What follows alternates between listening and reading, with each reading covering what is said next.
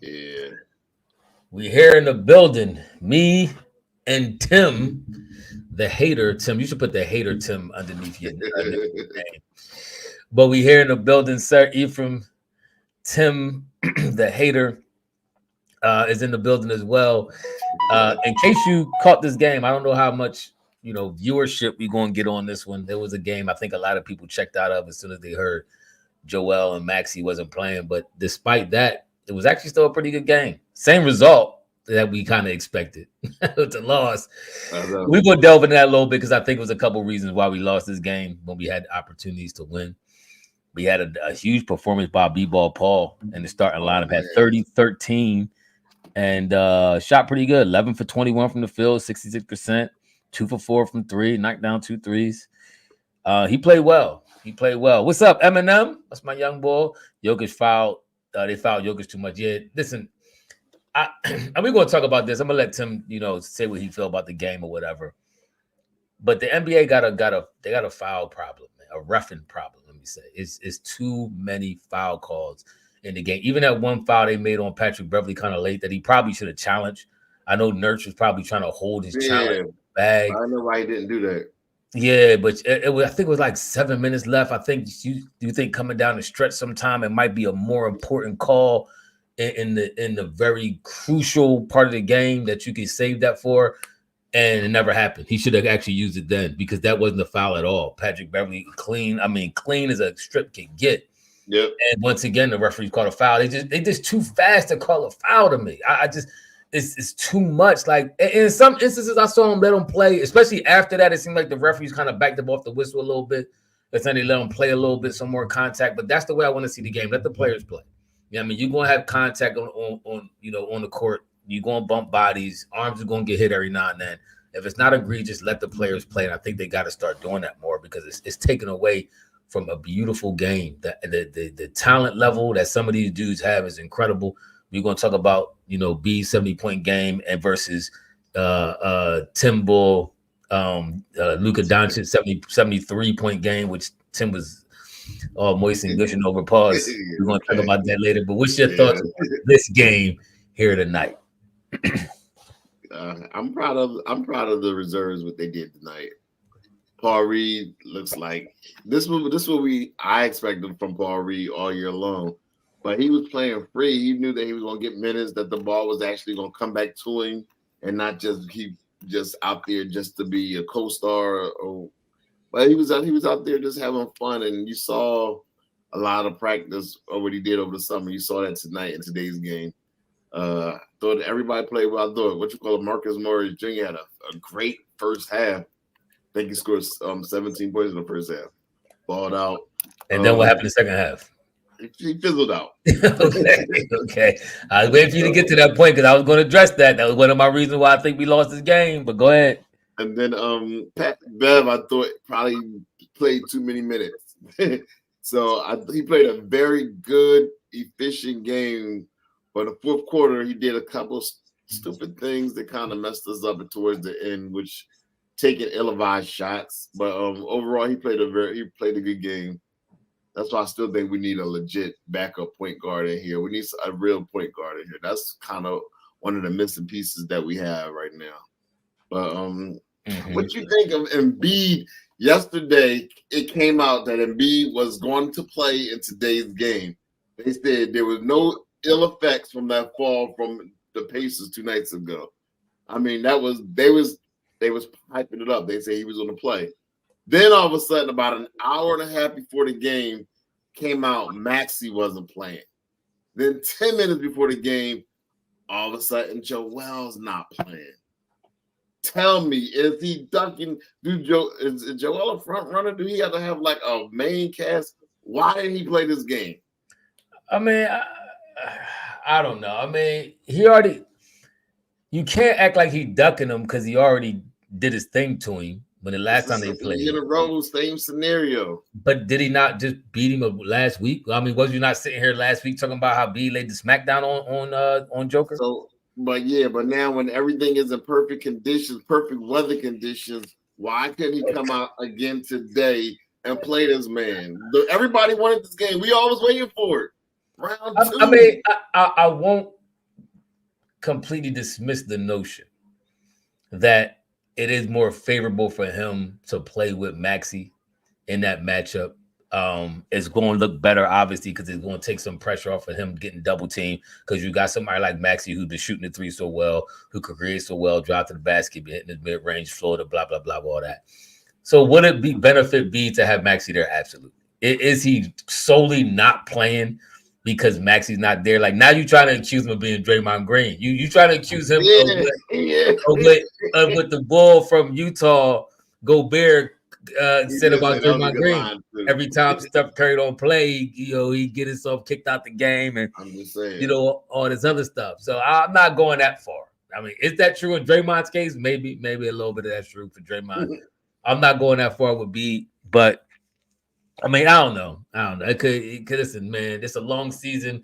Knicks injuries, all that stuff creep up. I mean, you feeling good 1 minute, not so good the next. Sometimes you try to power through stuff and say, "Nah, I'm good," and then you realize, "Yo, look, that joint hurt a little too much. Let it rest." Come on, man. Stop. You gotta think. They got to at least talk about even that Denver being mile high, that having that oxygen level a little bit depleted because you so high up. All that plays a part, and even how you feel as an athlete going from one city to the next, and now you get to Denver. And you like, yo, man, I don't feel always myself. And then you got the Knicks and all that. So what about the other 14 players? They all should feel the same way. Oh, I'm not feeling too well. So now is all the 14 players, is all the usage rate at 38%? I mean, he has the highest usage rate, so of course he's gonna have the most injury. Joel was ducking. It's like he got that sucker punch, and now when it's time for a rematch, he couldn't. He keeps doing it. I mean, I'm getting tired of this, man. See. Now you're talking about this is classic Tim. This is why I called you Tim the hater when we first started. I'm just saying. You tell me out of one breath they need to play more and get more reps. So come the playoff time, they're ready to play. So it actually is games like this to me, I'm not mad at. I think Teacher got games that he said I'm glad Embiid didn't play. It gave Pat talking about Pat Bev and Reed another motor. I agree. This game, certain games like this give people opportunity to step up and get their work in. I'm cool with that. So in the one breath, you're saying, well, he needs to slow his usage rate down. He needs to let everybody else get involved. So now you say, you know what? I'm gonna sit out a whole game and let everybody get involved. And you still mad. You still find a way to come back and hate. How about Joel get some reps with the other players? Get some reps with Pat Bev. Reps is reps. He got reps with Pat Bev. He got reps with him. But sometimes they need to be on the floor, and that's cool. I'm cool with Pat Bev. I mean, Paul Reed getting 30 minutes. How many minutes he had? Paul Reed had 42 minutes tonight. I'm cool with that. He got work, and he put a great game by Paul Reed. I can't hate on him at all. Korkmaz got some work. He got some burn because Maxey and B being out. So I'm not you. The whole country was waiting for this game. This was the marquee game. This is, what this week is called? It's called Rivals Week for a reason. It's rivals. You're supposed to go against your nemesis. If anything, like I'm going against, that's his nemesis. Everybody compared, they know last year's runner-up, 1 and 2 of MVP. This year, they in the same. Yeah, we did it already, and he smacked them around. So now this was the game that everybody's waiting for. And he sat there and didn't even come out. He comes out in the end of the fourth quarter just to say hi to the fans, just to troll the fans. See, Tim, you're getting called an op now. Teacher got games, so you doing ops. This is ops talk, and I agree with that. This is ops talk from Tim. Everybody knows me. No, I'm a diehard Sixer. You a diehard Embiid hater. So you're not really to me. Let me educate you and people out here, right? This is why I feel so strongly about if you an Eagles fan, if you live in Philly and you a Sixers fan, you gotta be an Eagles fan, so forth and so on. Phillies fan, Flyers fan. If you watch, hockey, if you're a hockey fan. Same thing with your team. You gotta ride for your players. You sideways hated on B or hate on B. You sideways hated on Carson Wentz. Who else? It was somebody else. You was sideways. You sideways hate on a lot of balls. Because for whatever reason, like Wayne sideways hit on Jalen. I don't like this. If somebody in a balling, I understand you may be pointing out some weaknesses or some flaws. That's cool every now and then. But the way y'all boys harp on y'all star players is a little bit is very disturbing to me. the energy that y'all give off to boys like Joel, you in particular, and the energy Wayne gives off to Jalen. I just don't like that. Like, all right, yeah, he needs to step up. Jalen needs to read the blitz better.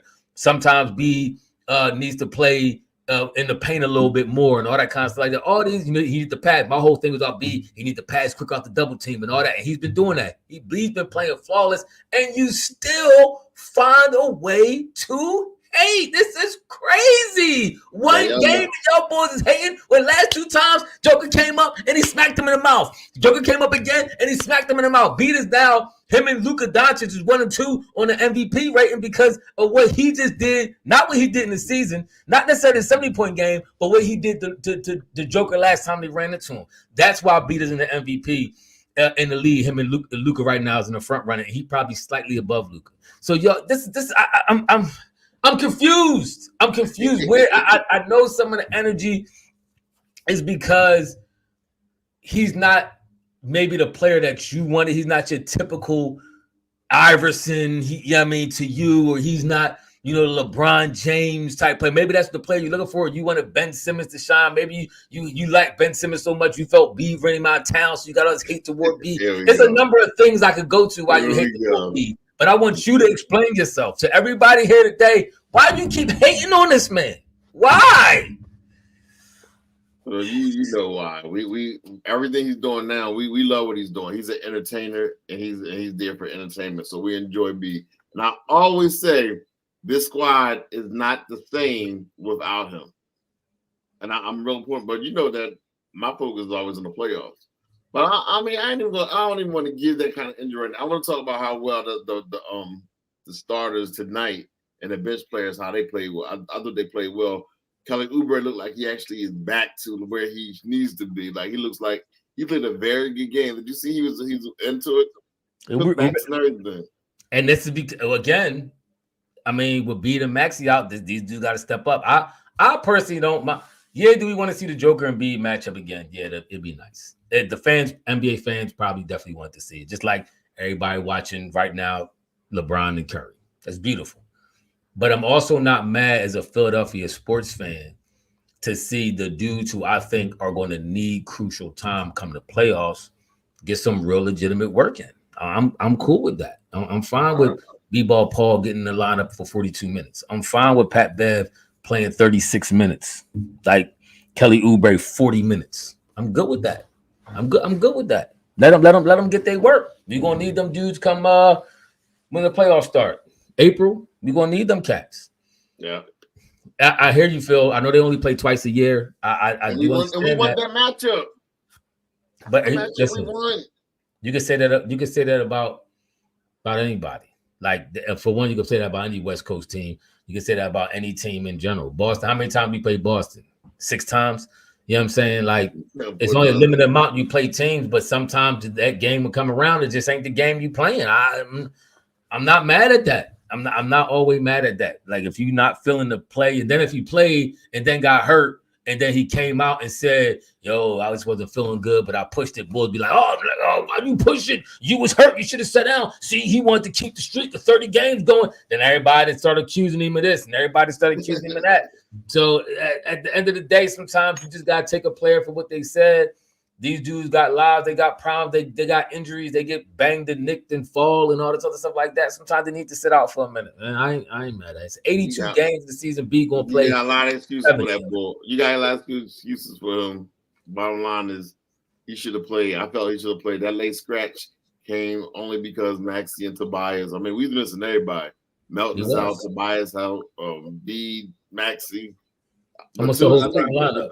Batum played. Got like 2 points from Batum. Yeah, he ain't play. He played, but he ain't really play. I don't know what was up. He played, but he didn't play. Yeah, he ain't play.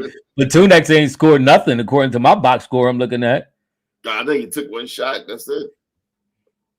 And missed. Yeah, but this game shows me too, though.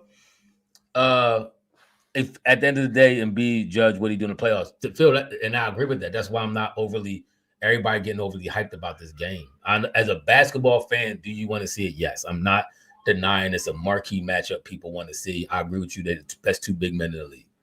I agree with that. You want to see it? Yes. But if it don't happen, I'm not overly concerned. Hopefully, what we really want to see is them two play in the finals. That's what we want to see. That's the matchup. Denver, Philly finals. That's going to be crazy. That's the finals match we want to see. But it also still be this game. I'm sorry. I say everybody wants to see that. Everybody wants to see that. But this game also is a very clear. It's very indicative as to why you need star players, because we hung in that game the whole time, and down in the stretch, in the throes of the game, as they say, we didn't have nobody really step up. You saw it. You felt it. It was like exactly. Denver just took over. That's when you missed the Maxis and Embiids, and even to a small lesser degree to Tobias's. We missed them boys tonight. This was clear. It was clear, but we knew we was gonna lose. But I am glad that they got the reps. So with that being said, we're 0-2 in this 5-game road trip right now. So but let me ask you this. Mm-hmm. Is this team okay? Do we need to make a trade, though? Do we need to make a trade? Are you comfortable with going into the playoffs with this roster? I mean, I like Wayne say, if the trade can legitimately make the team better, I agree with the trade. I like the trade you proposed about Murray. I'm cool with that. Even if we got Malcolm Brogdon or somebody like that, I'm cool with that as well. Boston, I heard somebody put in the chat section earlier that Boston was getting the brakes beat off of them. And tonight? Yeah, by Clippers. I don't know if the game is still going on, if it's over. Let me see. Yo, Clippers is a problem right now, yo. Look at my NBA app here. Oh my goodness, Boston down by 28 points. It's 74-46. They are getting the break. They're currently in the third quarter, 5 minutes left, and they currently are getting the breaks beat off of them. Clippers is on the tear right now. Clippers is 29-14, about to be 30-14, and Boston about to be 35-11. So that helps out. It took Ty Lue 5 games to figure out how to play. We wanted Ty Lue here. I will hate on B. B stopped the Ty Lue coming here because we was trying to get Ty Lue here a while ago, and B kind of. I think that's when he wanted to hold on. Was that when he wanted to hold on to? No, because Ty Lue was under the same management as Ben. And he felt that Ben might have had more clout in the organization, so he just pretty much hated because he didn't want Ty Lue to get favoritism toward Ben. That was just the jealousy that happens with Embiid often. Phil W. Yeah, when Denver need a basket, Jokic go to the post. Did he? He took a jump shot. It was probably about 3 minutes left that he missed. Might have been less than that. I think it was like 2 minutes left. He took a free throw jump shot and he missed. We got the ball and we couldn't capitalize. So he ain't always go to the post. He went to the post when you have a favorable matchup when he was playing one-on-one against Oubre. That was a great move. Hit him with the little fake to the right, went back to the left, soft layup with the hand. Soft layup with the right hand. But I mean, he didn't go to the paint every play. He actually took some jump shots and bricked a couple. And he actually made some free throws in the clutch, which could have put us in position to win the game, but we didn't have the star quality. We didn't have the players to help us bring the game home. That's why you need your best players so much. But don't sit here and tell me Jokic goes to the paint every time in the clutch, because he don't. I'll watch Jokic. Trust me, he don't.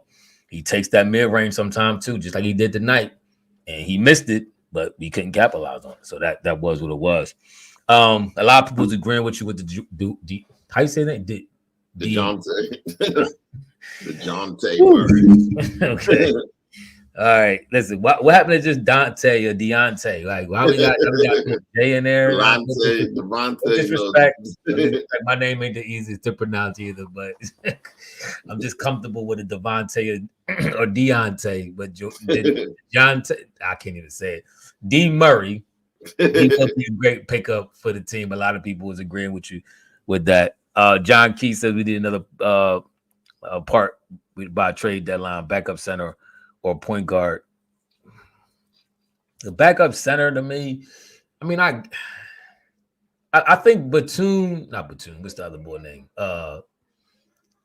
Paul Reed and the other dude we got. What's the big other center ball that we got from Orlando?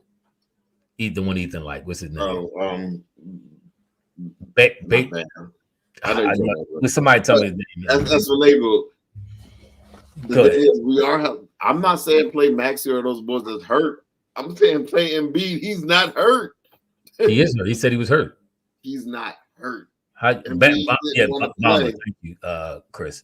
Mo Yeah, Bamba, yeah, Bamba. I think with them two, they cool. I think we need more of a starting point or shooting guard, depending on how you want to play Maxey through the rest of the year. That's what I feel. Yeah, I think we're doing a disadvantage for Maxey because I do believe if he's playing off the ball, he'd probably be so much better. To me, him making him the point guard when he's a bona fide scorer, we could be seeing a whole different Max. He might be averaging 30 easy if he was playing off the ball like that. So right now, he got to get everybody involved. He got to be that point guard. I would like for us to go actually get a point guard. But let me ask you this though: would you like trade the house for New Jersey for Mikal Bridges, 2-3 first round picks? I mean, because he don't miss games.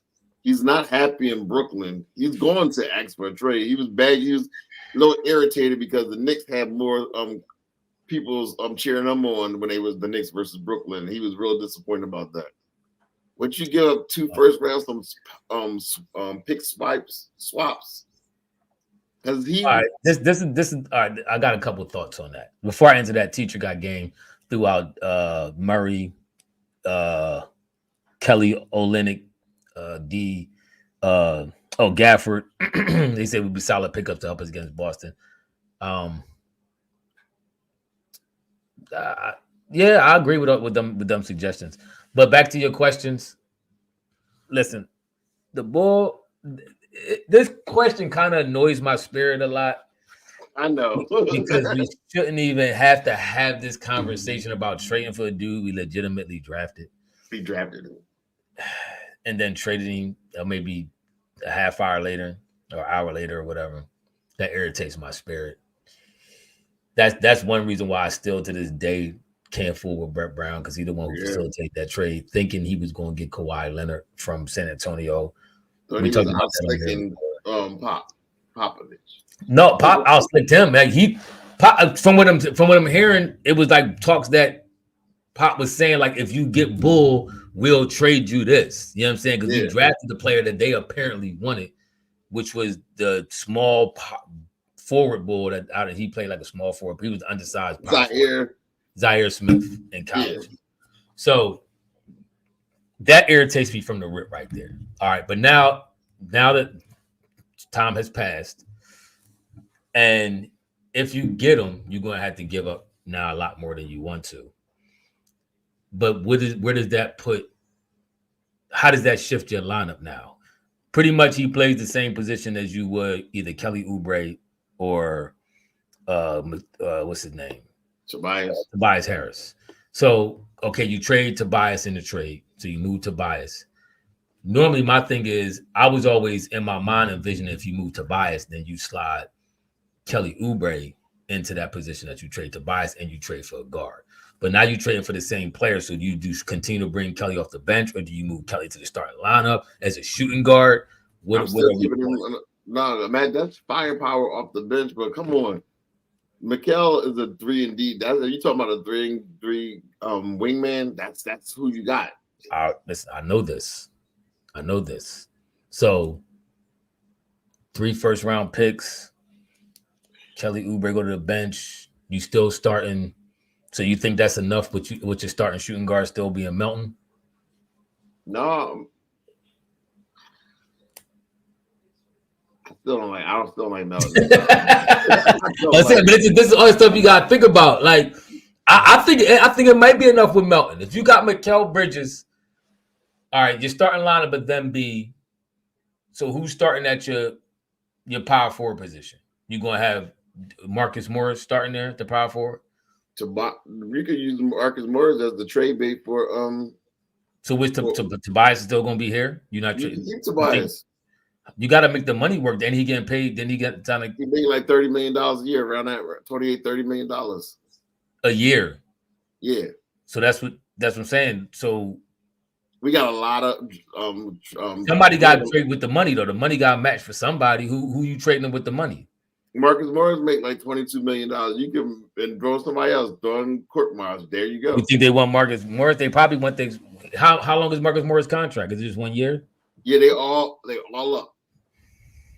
And Okay. to me, if Brooklyn trying to rebuild and they need to go like bad, they need to get really bad. To me, that would be perfect for us. I'm just looking at Morris, Rocco, and Korkmaz for the trade. And how many picks? So you're getting 3 players and 3 picks, 3 first round picks. Is that what y'all saying? Who making 17 million, Phil? Is that's what Morris is making? 17 million. Buzil said just keep Tobias. Stop trying to trade him unless a trade you can't pass up. Yeah, but this would Mikal Bridges not be a trade you can't pass up? I think Mikal Bridges defensively and offensively will definitely put us in the catbird seat. Definitely put us in that. Both Morris and Rocco. Okay. That's your Tatum. That's who can stick Tatum. That's who can stick Jaylen Brown. Now you're covered defensively for them 2 players. You covered. Right now, Mikal Bridges Batum getting 15 mil. Batum. I mean, you could throw him in the deal. They talking about throwing Batum in. I mean, you don't want to get too reckless and throw away. You still gonna need some of these players coming off the bench in some crucial spots here and there. I like Batum, he could shoot. Do we possibly overrate Batum? Yes, possibly. But do you still need every time I watch the playoffs throughout my history of watching the playoffs? It's been them games where this no-name dude come out of nowhere and start splashing and helps you win at least 1 or 2 games through the whole playoffs. Those be those Batum type cats. That's what you need that on every team. Them dudes who shoot, not afraid to shoot, not scared, but can hit a big shot. I think Batum could be that dude. But if you got to trade him, you got to trade him because ultimately superstars are going to win ultimately. But them dudes do help you win games here and there throughout the playoffs. Right. Rocco's probably done anyway. I could definitely would trade Rocco. I have no problem trading Covington at all. But I mean, if you could make the trade, let me ask you, where are you getting your sources from that Mikal Bridges is unhappy? Is this something you speculating or you? It's all pure speculation. Okay. All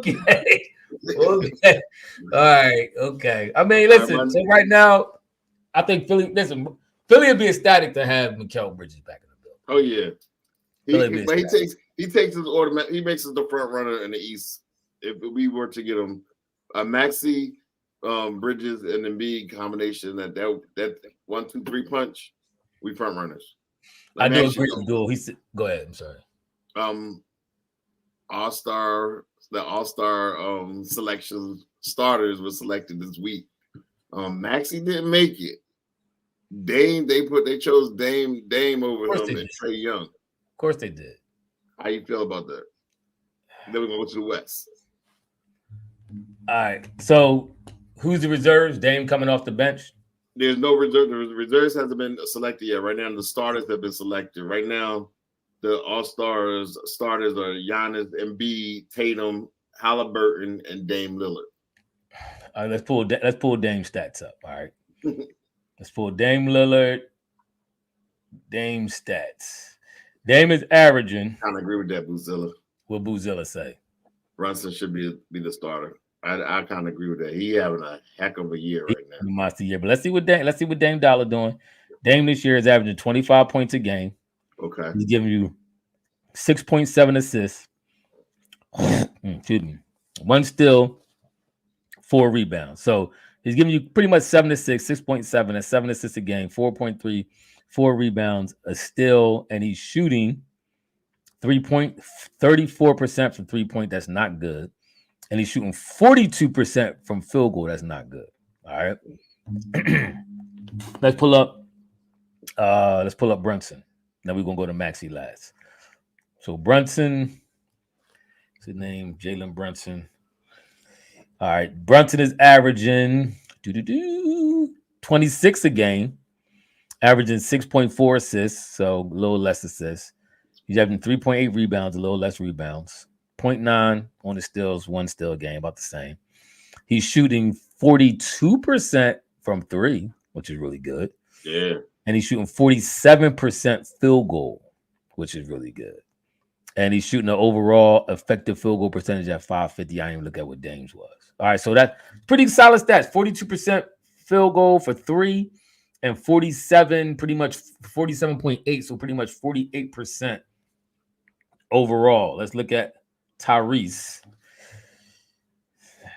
Maxey. All right. He's averaging 25 a game, 25.7 to be exact, so close to 26. He averaging 1 steal a game, 6.6 assists, so about the same as Dame, 7 assists a game, 3.6 rebounds, closer to 4 rebounds a game, around the same as Brunson.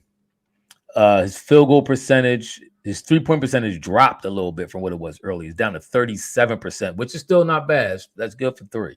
37.3. And his field goal percentage dipped a little bit as well. It's 44%. So by the numbers, I'm going with Brunson. He's having a better year out of all 3 of them. It is kind of close. But it is close between all 3 of them. All 3 of them is close. All right. And you take consideration what the records is. I mean, Milwaukee got a better record. Got a better record. So they all close. I guess the fans got it right. Yeah, they all close. You can't knock Dame. And sometimes you get on there on your name, on what you've done, the work you put in throughout the years. So, I mean, that's for every player. That's for the Jordan, LeBron, all them. Everybody getting there. Everybody who's been great to get in there a little bit off your name, even if you get a little older. So, yeah, I agree. Maxey was voted second in guards, but players don't count. The fan votes. It's from the past, but you took that all too fast. Maxey was voted second in guards by players. Yeah, don't count the fan votes. It's from the past.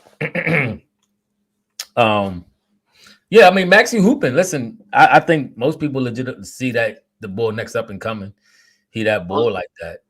Well, the only thing about that though, Maxey has dipped. If you look at his stats, for the last month and a half, he hasn't been shooting the 3-pointer good at all. Be honest with you, real streaky. The reason why he's down to 37% or 34%, is it 34 or 37? He had to 37%. Because he hasn't been shooting. Been off lately. Yeah, he's been off lately. October. He was only like 44. Like he was actually almost like 50% very early on, but then he slowly, the lower averages you're gonna balance out and come back down. I'm gonna get to your comment start screen. He said he went back and started listening to Power from the beginning. Thanks for that. Shout out to you for that. That's the love and support. He said I went back and listened to the beginning of B Ducks Joker in Denver. From plain and simple. He cool to play in Philly, but last 3 years he ducked. I wonder if there's something with that. I mentioned start screen. I'm not sure if you listen to after how much you listen to, if you still just catching up. But when you get to this point, maybe you'll hear what I'm saying. I think it's something that maybe have to do with that air level. That I'm telling you, a lot of players talk about that. He's not. He plays in that air level. Why he got to be different? But he's a bigger dude who plays more than everybody else. Sometimes you don't know. Everybody's affected differently by the oxygen level. Like he a big body. He's 300 and something pounds. He a big dude. Like that oxygen level. He need more oxygen than I do. Well, you know I'm 5'9". I give myself 5'9". 5'9", 170, 175. He gonna need more than that. I'm gonna need. So if that oxygen level is thin because you're a mile high, you know what I'm saying, and it don't really, it don't make you feel right because you're trying to hoop in that weather, like in that air, then maybe that's what it is. Now we gonna see come if they match each other in the finals. Then he ain't gonna have no choice, but like, so in the finals, to get your body ready for the finals, you saying that we just gotta pray that Denver don't make it? No, what I'm saying is in the finals is different because in the finals you're gonna actually be there for a minute. You go to the place and you let your body acclimate for a couple of days. You don't just show up to a finals game in the beginning. Like think about it. More than likely, but we'll see who has the better record. Let's say Denver got the better record and we gotta go to Denver. They're gonna get there a day or two before and be able to play, practice, and your body will adjust. But on a whim, you just get in there a lot of times, it might not work like that. Maybe that's I don't know. We know he's not scared of Joker. Like this, we know he's not scared of Joker. So why we acting like he's scared? Like that's when I gotta start thinking of something different because he just dominated the Bull a week ago in Philly. So know he's not shook. So let's get that off the table right now. Are we saying he's shook? Okay, let me ask you, is that what we're saying? He's scared to play Joker? I went to Denver 3 years ago. I now drove to Denver. I was on business. Your little lungs, good. What your little lungs do? Did they feel all right? Did you play sports in Denver, or did you just walk around casual? I was running up and down. Did you act like you played ball, like you went to play some tournament or something? You was on the computer. You probably didn't leave your hotel room the whole time. What would you do? A conference? You was in a conference sitting there. I was training. That's besides the point. Anyway, yeah, bro. Listen, all I'm saying is we know he's not scared to play. Or at least I'm convinced he's not scared. He plays well against them every time he plays. So I may think if it really is the fact that he's doesn't want to play against him in Denver, okay, it's a little history there. Maybe you could say that's the case. Then what's the reason why? That's all I'm asking. I don't know. He's maybe scared of the fans. Who knows? All right, but on the other side of the spectrum, there's the West All-Star starters were announced. Let me see if you recognize any of these names. And who's missing from the starting lineup? Oh boy! This year, the captain is LeBron James. He got the most votes out of everybody, as usual. Kevin Durant, LeBron the King. You can't be mad at that. The Jokic, aka Joker, Luka. I dropped 73 points. Shea Gilgeous Alexander. Know who's missing? Who do you think is missing from the start lineup? They got it right. Oh. They got listen. Shea is having a Golden State's not playing well. Steph Curry is having a decent year, not one of his best, and he's trying his best to carry a team that's broken. He said Hart was missing. He's trying to carry a team that's broken. So this is his first missed start to All-Star game in how many years? This is 13. 13 consecutive years of All-Star performances. But he's still in his prime. I mean, the new prime. This is not prime. Most he's leaving his prime, but he's still in his prime. And the fact that the matter is he's fighting Father Time like LeBron. It's impressive to see somebody 35, I think he's 35, playing at the level he's playing at. Jordan was 40 making All-Star games. 40. Because he was Jordan. LeBron is 39. It's a lot of, let's be clear though, it's a lot of hate toward Steph Curry. Steph Curry got a lot of hate. People don't want to see. First of all, Steph Curry was never the person that people wanted to see as their prototype ambassador of the NBA, the best player. People couldn't fathom. That's why they always tried to put somebody above Curry. If you notice, it's always KD. It was always at one point. The fans usually vote who they like. I mean, yes, a lot of hater fans. Steph gonna get a lot. He's gonna get. First of all, I didn't vote, but that was a mistake. I should have voted because you get several entries. So I kind of let him down on that. I know they had triple. They had one days where it counted for 3 times and you didn't vote. But what I'm saying is, like the point that you're making, I know a lot of players, or a lot of writers, I would say columnists, they want a prototypical 6'6", 6'8" boy to be like, that's who they would want to get props to. They didn't want to get props to they see the skinny yellow boy killing the NBA for the last 10 years. So I see that point. But Steph has tons, millions and millions of fans. Why did his fans let him down? We let him down. We dropped the ball. I think a lot of Steph fans assumed that he was going to get the vote anyway, so he probably didn't vote. Like I said, I personally didn't vote. I actually voted last year, and that's why he went as a starter last year. You know, because you want to vote. Yeah, my several entries, and I think that was a theme with a lot of the thoughts. Truth be told, I'm telling you what's happening with Steph Curry. A lot of Steph Curry fans, right? They're Steph Curry fans, then Golden State fans. But since Golden State is not playing well, they're not voting. They mad. They disinterested. I've watched the least amount of Golden State games this year than ever before. When they was winning, I would stay up. I would go to bed 1 o'clock in the morning watching Golden State games. Y'all know I'll be texting y'all. It'd be 12:30 at night. I'll be Steph, the boy, the GOAT, blah blah blah. When the last time you see me text about a Golden State game? I don't stay up to watch them no more. I wake up, watch the highlights. I woke up and watched the highlights when they lost to Sacramento on some goofy stuff. When Steph lost the ball out of bounds off his foot because they trapped him and he tried to dribble out of it and Kirk should have called the timeout. But I say that to say I think that's what's happening. That's what we've seen happen. They're not playing well, and a lot of Steph Curry fans have become disinterested because the way they playing, and they haven't voted. I know that's one reason why I ain't vote. That's the only reason why he didn't make the All-Star game. I'm telling you. Well, LeBron fans are more loyal. Listen, loyal. LeBron is LeBron's team is not. LeBron's team was really bad last year. They were really bad.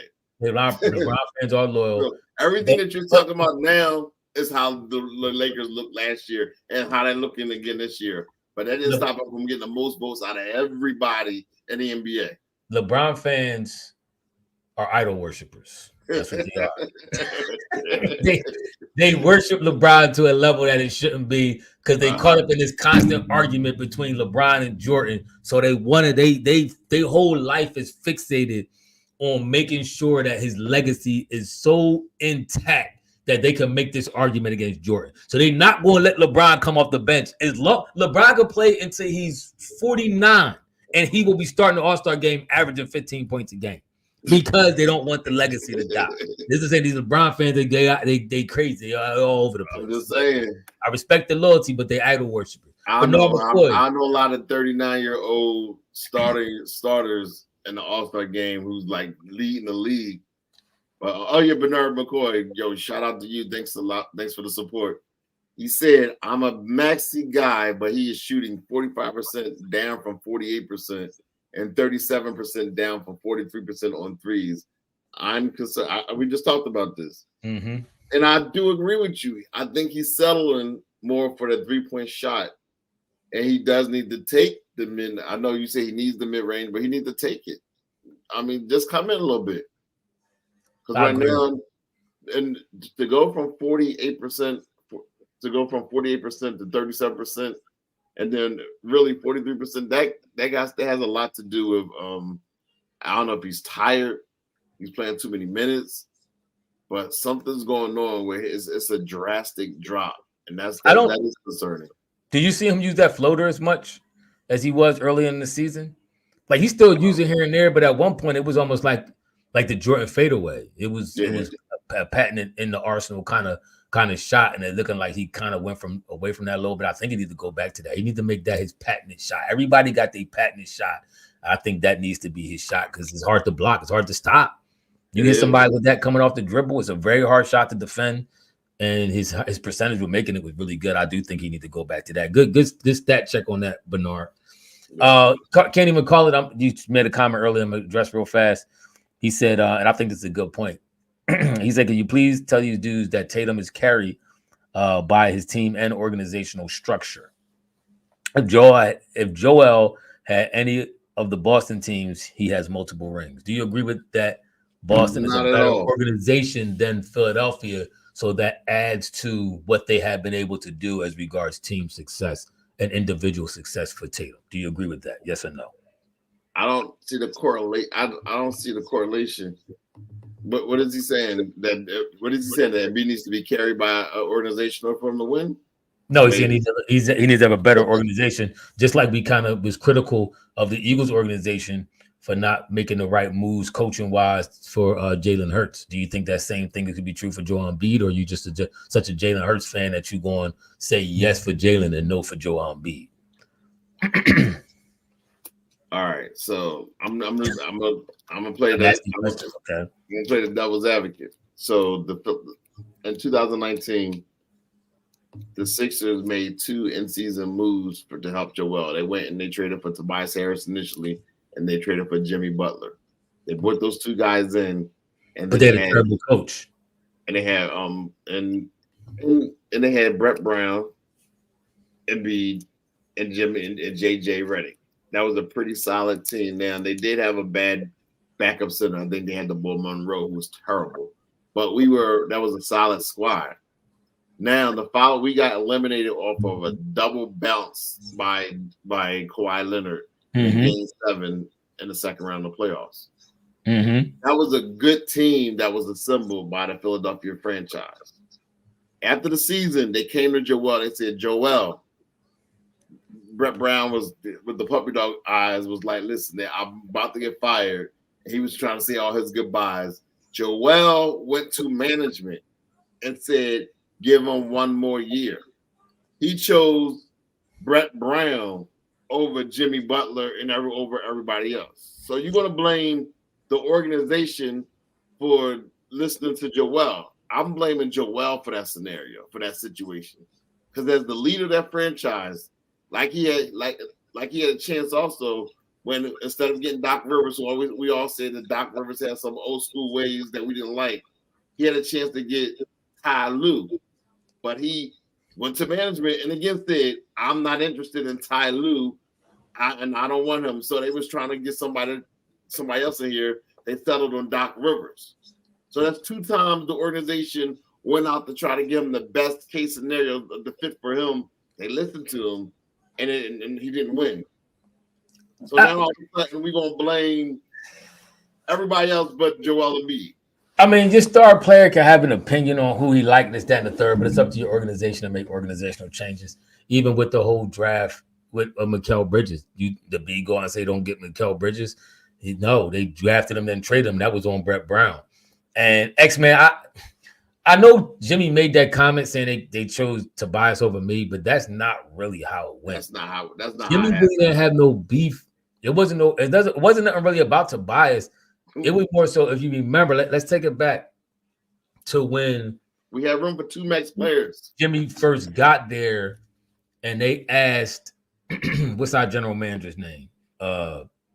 Brand. Elton Brand. They asked Elton Brand, we believe it was Elton Brand. He never said no names. He said, can you control Jimmy Butler? Yeah. Now, for some reason, whoever it was, I believe it was Elton Brand. They go to Jimmy and they say, huh? That was dumb. It was dumb. They go to Jimmy and they say, yeah, the management wanted to know if I could control you. And so Jimmy's like, control me? Like, what you mean by that? So that was like the beginning of him kind of feeling some type of way. And then he talked about on JJ Redick's podcast about how he didn't respect Brett Brown as a coach because Brett Brown never coached. He talked about the time he brought him into the film session. And Brett Brown would just play the video, never said nothing, never commented, never said, yo, do this, we could do this, do that. He said he played some clips and then turned around to him and said, y'all ready for practice? And Jimmy said he looked at JJ Redick and was like, yo, like, this, what's this? And he said, I ain't never going to come in here again. So he lost respect for Brett Brown very early, and he knew Brett Brown wasn't the coach that they could win with. So that's some of the factors that led Jimmy Butler into leaving. Jimmy Butler wanted to be out. He didn't want to stay here. It wasn't like they just chose to buy. Jimmy wanted the role because he didn't like, and I think he didn't like Ben either. He didn't like Brett Brown, and I don't think he liked Ben because Ben started growing when Jimmy started running point in the playoffs, and all you could tell Ben really didn't like that. So it was a lot. Like he saw the writing on the wall and was like, "Nah, I ain't feeling the situation. I'm trying to be out." It wasn't about Tobias. It wasn't about that at all. It wasn't. But all that being said, I still think management dropped the ball, even with. We talked about Morey and some of the. I mean, he did some good things. I'm not saying Morey's complete trash. He brought some solid. He got Kelly Oubre. I thought the Melton trade wasn't bad.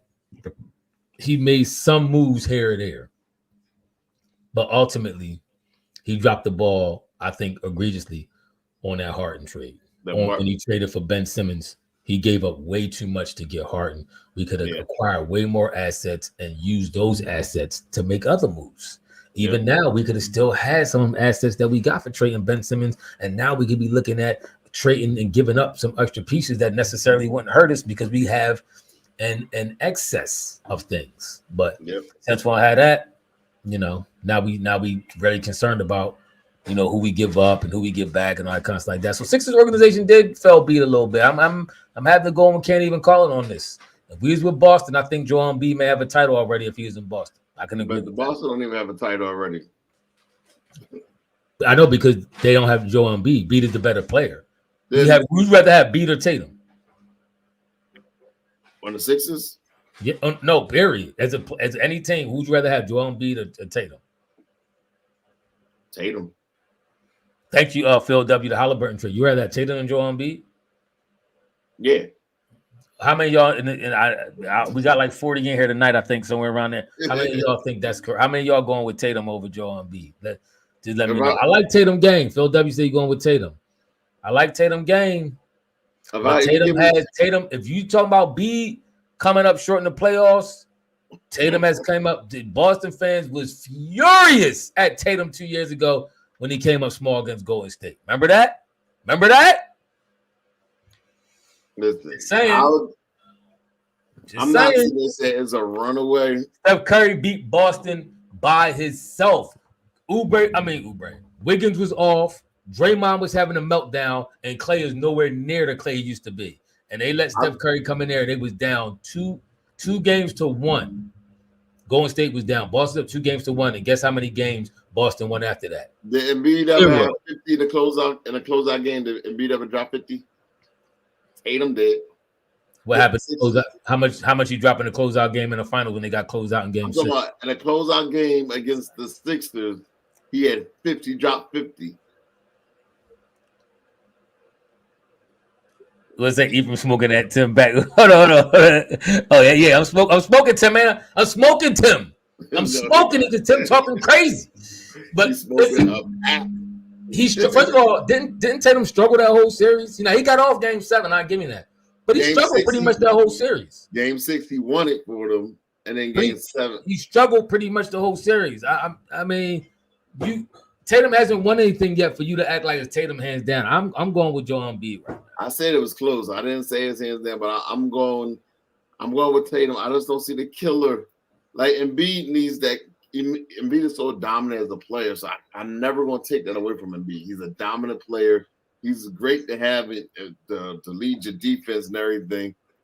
He's a bucket. He's definitely a plug and play type player. But for me to win it all, I would probably take Tatum.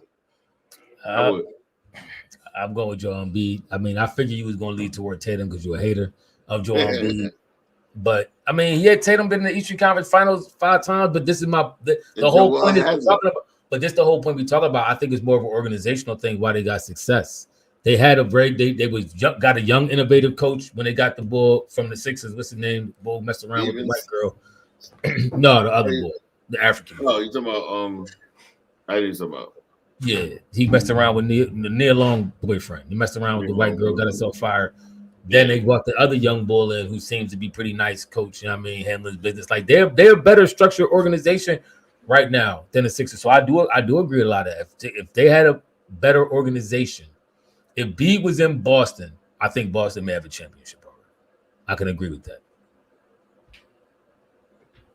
Tatum got killer teammates. He do. I mean, he got Jaylen Brown. He had Marcus Smart. He had the bull Robert Williams and other Williams, both the Williams brothers. I don't know why they let both of them go either. The other Williams boy, he down in Dallas hooping. But before we get off, I know we had a long show tonight. Let's talk about the Luka Doncic 73-point game. What's your comments on that? Because I know y'all should have seen y'all boy Tim was in rare form. I never thought I'd see the day when Tim gushed over a white man to that degree. But it ain't about that he white. We love our white brothers and sisters. But Tim's gushing to a whole nother level.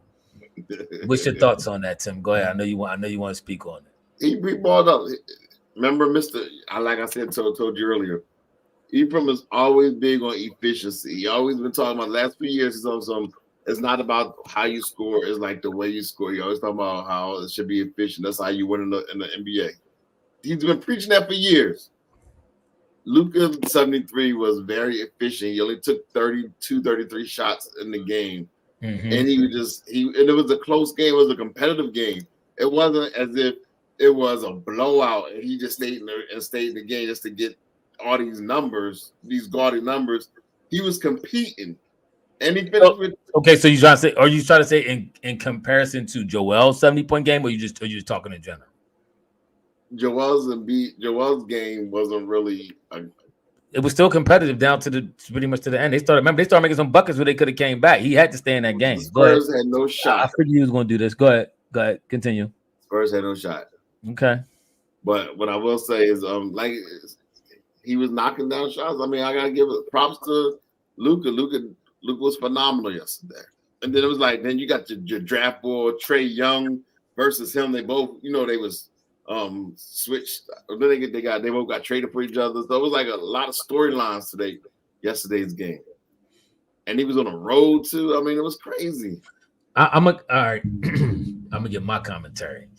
Start screen real quick, but I'm gonna come back to Luka real fast. He said, even how you gonna knock Tatum for the people around him and praise him, but Steph praise Steph when he got a better supporting cast. I'm confused. That's because Steph came through big time in the most crucial moments. First of all, that Golden State series against Boston, the supporting cast Steph had was completely falling apart. And he came X-Men, really? I'm tap dancing. He is that dancing. That dancing, but man, X-Men, you're right. It was all he had his little tie on. He wears on top of the table. Bodangle. But check it out. Listen, I'm gonna start this off by saying I'm not a Luka fan, and I cannot stand the way he cries. He cries more than any other player I've ever seen in the NBA, especially a star caliber player who gets calls. Luka goes to the free throw line. He's in the top 5. He might be in the top 3 consistently every game, and he cries like a baby, and it's annoying. I'll say all that to say he was cooking last night. I won't hate on him. He was cooking. He shot 75% from the field and 61% from 3 and 93% from the free throw line. Those two numbers right there are not normal Luka stats. Luka don't shoot 90-something% from the free throw, and he definitely don't shoot no 61% from 3. How many times he have? How many times he have? And he had 7 assists, 10 rebounds, 7 assists. Nice. So that was a beautiful game. He still almost had a triple double. He balled. You probably won't see that happen for him no time soon ever again. But he was on one. He was on one. He dropped 70, but that still don't stop the fact I just don't like him as a player because he cries too much. His game is nice. I'm not here hating his game. His passing is crazy. Definitely one of the best passers in the league. Easy. He got very good floor vision. He see you wherever you at. I cannot hate on none of that. But this dude is the biggest crybaby I've ever seen in my life. You're gonna end it with a backhanded compliment. Yes, he's the biggest crybaby I ever seen in my life. And Luka also played another good point, but made by who was that? Was that X-Man? SB Cole. Luka did play 44 minutes that game. Joel Embiid only played like 34. He played like 10 less minutes and still had 3 less points. It's also pretty impressive. Let's go back and recap Joel's stats because we just recapped Luka's. Let's take it back a couple days here. What day was that? Was that Tuesday? Wednesday? What day was that? Yeah, Joel scored 40. He played 40. He took 40-something shots, right? The Monday against the Spurs, yeah. Box score, let's see here. Joel Embiid, 70 points, 18 rebounds, and 5 assists, by the way. So he only had 2 less assists than Luka and had 8 more rebounds, which is impressive. He took 41 shots. He was 58%, close to 60%. And he only took 2 threes. Very impressive. And he was 91% from the free throw, 21 of 23. Yeah, so Embiid had an impressive night. And he had 9 offensive rebounds. Stat line was still impressive by Joel Embiid, bro. Oh, absolutely. Stat line was still impressive. So, he took Bujilla says Embiid took less threes and had less turnovers and more rebounds. Both of them cooked in different ways. I agree. Luka's supporting cast outside of Kyrie. I mean, I'm not gonna say it's trash truck juice. They playing pretty good. One thing I can say about that team in Dallas, for the most part, they kept them together, so they know each other pretty well. This what I always say. It's kind of like them Cleveland teams a little bit with LeBron, where they were so familiar with each other they could win in the regular season. I don't know what it's going to look like come playoff time. I don't think they're going to be able to go too deep in the playoffs, but they're a solid team chemistry wise, and they play good together. But we'll see how that turns out in the playoffs because Tim is he hate on Joel Embiid about usage rate, but I don't hear him hating on Luka. Joel's my guy. That's my guy. Anyway, we're about to wrap this thing up, but we really do appreciate all the support y'all give us. Y'all be on here, y'all faithful. We love y'all. Shout out to More Phil, fame for Ethan and Wayne. X-Men, Lucilla, SB Cole, all y'all. SS Relabel, even though you be hating a lot, I be seeing your comments. Kane, Starscream, Teacher got me. Appreciate all y'all. Like, comment, and subscribe, y'all. Hit that notification bell. Catch you on our next podcast. We out. Deuces.